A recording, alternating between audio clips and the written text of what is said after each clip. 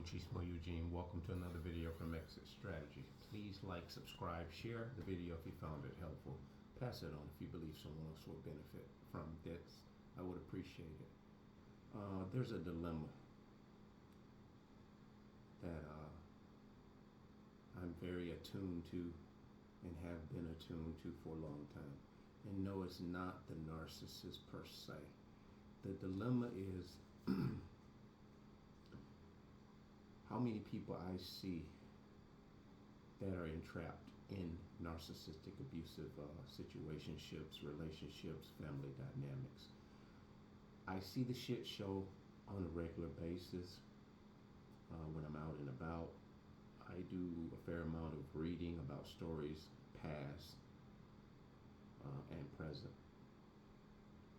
And these are gory stories of people who have slain family members and went on to give the illusion that it was somebody else.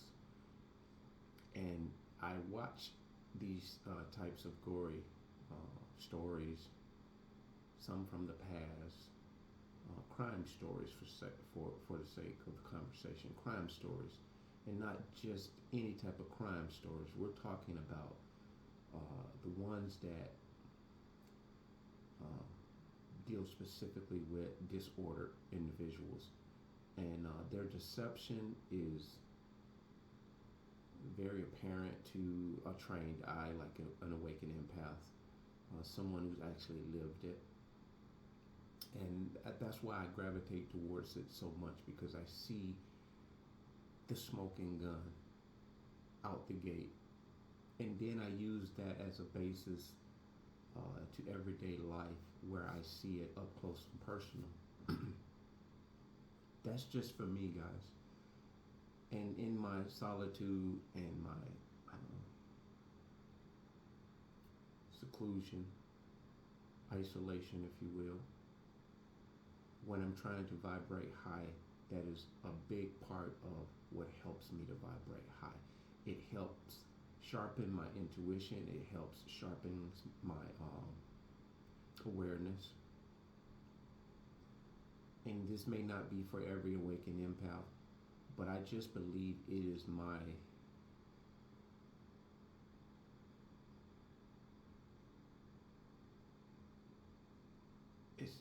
it's my quest to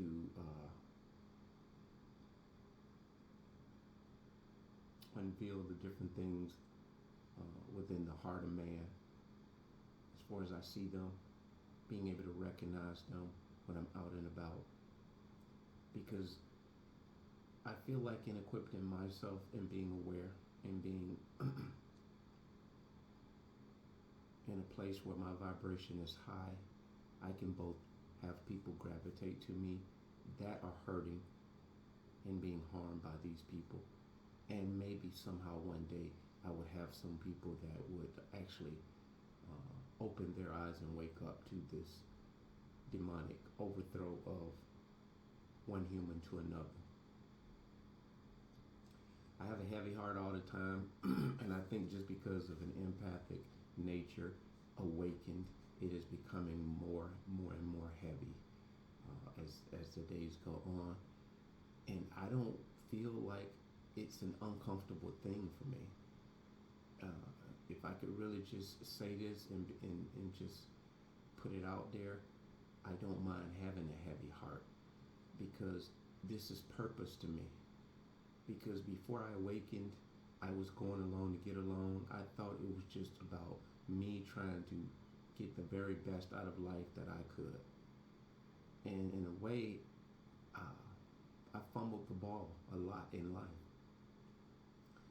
But just being sober for 20-something years, free from alcohol, is nothing in comparison to being sober in mind and spirit from narcissistic abuse. And when I say sober, that having a mind that's not tainted by the matrix type of living, is not tainted or influenced by what Joe Sausage Sandwich Head is doing over there in his yard. It's not influenced by trying to keep up with the Joneses. It is me coming back to an introspection that I thought was good to begin with, but now being awakened, my introspection causes me to say or think and believe that purpose for each and every individual empath is distinct to you. And the drive and the passion that is coming along with it, it is just overwhelming. I've taken a lot of time away from doing videos, and then there were times where I would put 3 or 4 videos out a week. I'm forever trying to find a way, and I'm asking God to just reveal it to me how I'm able to reach people in a bigger way, because I just, as an empath awakened, a lot of times we don't feel like we're doing enough. We don't feel like we're doing enough because there are some people that we see every day that are hurting, like I said, and they're entrapped in these situations. They're going back and forth with the arguments with family members, trying to make amends, trying to make peace, to no avail. It's a losing battle. So we do have a dilemma of sorts because of the fact that there are not enough empaths waking up. They're being destroyed. They're being destroyed by the hands of the narcissists right in front of our eyes. And even in my personal life, my obstacles in having to contend with the influences that are out there for my children, I'm juggling that, and I'm asking God to just help me be the best father and intervene and to influence and encourage and instill these things in my children that I want them to be able to embrace, and hope that it takes hold. I'm not overly worried about it, but it is in fact just another part of the whole that an empath contends with on a regular basis. A lot of you guys don't talk about personal family issues, but they exist. But we don't make deals. But at the end of the day, we're human. We feel for our family members. We would wish that they would comply with a healthy order of humanity, a healthy order of harmony for themselves, instead of being so oppositional, defiant. Of course, we all went through our phases, and we would hope that they get their minds right sooner rather than later, because the world is not forgiving as we would once thought it was. It is becoming more self-centered, more selfish, more conniving. I mean, when I say more, it's becoming. It is more visible than it's ever been before. Because this is a time, I believe, God is raising up people that are sharpening their awareness. Because God is sick and tired of people being manipulated and dogged out, especially beautiful souls. He doesn't want us to continue to be downtrodden by the enemy. So if anybody is feeling like this right now, you're having this overwhelming sense of this heavy burden, this heavy load of just wish I could do more, wish I could see more people awakened. I just believe I have to just really just be listening to God's voice and in his direction, because it doesn't seem like enough people are waking up. I see a lot of people are going into seclusion. I see there are a lot of isolation going on. The people in the grocery stores, they everybody, you can look in their eyes. As an awakened empath, I look in the eyes of individuals, and the eyes tell you there's a huge discontent. There's a huge discontentment. I believe the only people that are truly content in our society today are those who are awakened. Although they have their struggles, ups and downs, good days and bad days, but we don't measure them in the way that the world measures them. We have contentment. We have a peace that we didn't have before. And that's simply because we understand the dynamics of how demonic spirits are trying to influence and overthrow healthy souls. We see it, so we're a hard nut to crack. But we're looking at other people who are just like they're sitting ducks, and it's bothersome to people like myself and others that care enough in a way that doesn't have anything to do with our specific uh, heart flow. It has everything to do with a spiritual heart flow that God has put there, and it causes us an overwhelming grief at times. It causes us an overwhelming heaviness at times. And if there's anyone who feels like this, you can comment. But it is nothing that I'm complaining about. It is just something I'm sharing with you guys that it's been an apparent thing in my spirit a lot more than it has when I first started doing videos. And I really don't see too much good in this world. It really isn't. You have to be the good you want to see in the world. I get that part. And this is not to bring anyone down, but I'm actually trying to help enlighten you guys on don't stay stagnant.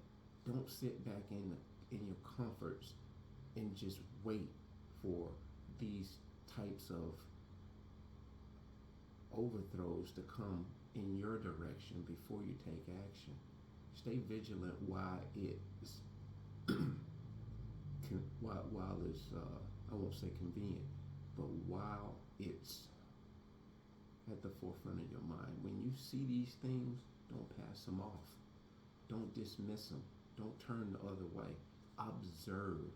Just observe it all the way through. It could save your life and save someone else's life. And what I mean by that, it can save their sanity. It could save your sanity. It could avoid you from getting bent out of shape needlessly because you missed something. You didn't see it coming. I talked about the incident when I went out to eat a week or so ago, where this woman just flipped the script and went and said these atrocious things about me. And I thought about it, and I say, in retrospect, what could have brought this on? You know how I'm constantly thinking this, although I know as after I settled on somewhat of an observation of what the phases of what went on, I just determined that histrionic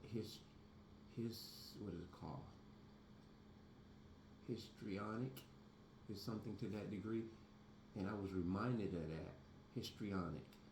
And this is when a person really just pulls crap out of the air, because what had happened is, and then I went back in retrospect and I said, oh, Chismo, when you said to her out the gate, I don't do toxicity, I'm not in a toxic space, I'm just elevating my life and I don't deal with it.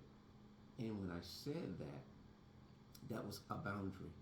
I put that out in the air, and I will forever do that, because you need to know where you stand before a person tells you where they stand. You know where you stand, and that wasn't an ultimatum or proclamation of any kind. It was just something I threw out there, but that was just enough for that individual to say to themselves, so you're not going to put up with my BS. You're not going to entertain these same old sob stories that I've given every other man that didn't figure me out, but they just didn't fit the mold. So she knew before it ever began or anything ever culminated that I was not the one. I was not a good fit for anything with her. And so she was slighted. And so that's when that smear kicked into overdrive. They don't have to know you. And see, that said something else, that she was not going to get any juicy, dirty information on me. Because when you meet a narcissist on any spectrum, it is paramount that they get information and intel from you. This is the only thing that keeps them surviving in that relationship from the beginning to the end. This is what it hinges on, because they have to have something to draw off of. If they don't know a whole bunch about you, they have nothing. And they don't have a conversation. They don't have a story other than a poor me, poor me. And when they sense that you are somewhat aware to any degree, they become hesitant. And that hesitancy, if left unchecked, grows into hostility. A hostility before they get to know you. You didn't do anything to them purposely, but came into their life as a truth teller. And that's enough to get you put in time out. And so I'm not bothered by it. I went on to tell my twins about the incident. And see, this is paramount, guys. Whenever these incidents happen, and I'm speaking specifically to you men, whenever it happens, tell someone. Don't stay silent and just allow that thing to just go away, because it is very important that you notate that. Not just in a journal, but you tell someone in confidence that you knows you. And in my case, my children. Because I feel like at the end of the day, I really don't care what anybody in the world thinks or feels about me. Because they're going to feel the way they want to anyway. Some people have already made their mind up what they think about you and how they feel about you. And they are not all narcissists. They're codependents. A lot of times they are friends that have fragile, frail backbones. They'll believe a lie before they believe the truth. They won't go the distance to critical think. And that's no slight on them, against them. It's just where they are. And you have to accept that as a waking empath. That there are some people, not all of them are narcissists, but they are weak-minded codependents. And in some cases, they're empath codependents, weak-minded, conditioned-minded, if that sounds better. Which we've all been that way, conditioned from an early age to accept certain things and not question other things. But an awakened empath questions things like nobody's business. We question things before we awaken. This is what got us put in time out. This is what has got us discarded. This is what got us smeared. This is what gets you smeared when people don't know nothing about you. God forbid they start getting a bit of information about you, and if they don't have any information about you, they will cut and paste stuff. They will ask around. Hey, you know that guy? Oh, you know him? I saw you speak to him. I saw you talk to him. These are busybodies, guys. Narcissists are busybodies. When you and I are busy building, these individuals are busy destroying. They're hell-bent on destruction, because the destruction of others is what builds them up. And a lot of times they don't do it like premeditatively. They come in a room and they see somebody else is getting the spotlight. That knee-jerk right there on the spot, they'll begin to just minimize that person's worth nonchalantly, and it'll grow from there, because they need to be the center of attention. So there is a real big dilemma in the world today, and it's that, because it's just that we can't seem to awaken enough people fast enough, as far as the eye can see. But I wouldn't be discouraged by it, guys.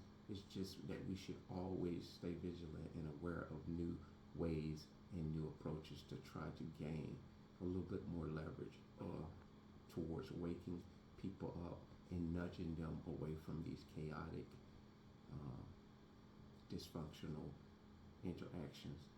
And I don't have all the answers for that. And if anyone has any clues or any other pointers as to how we can go about this and some of the tactics and approaches that we can take to trying to lure people away from these entrapments, let me know. That being said, bless.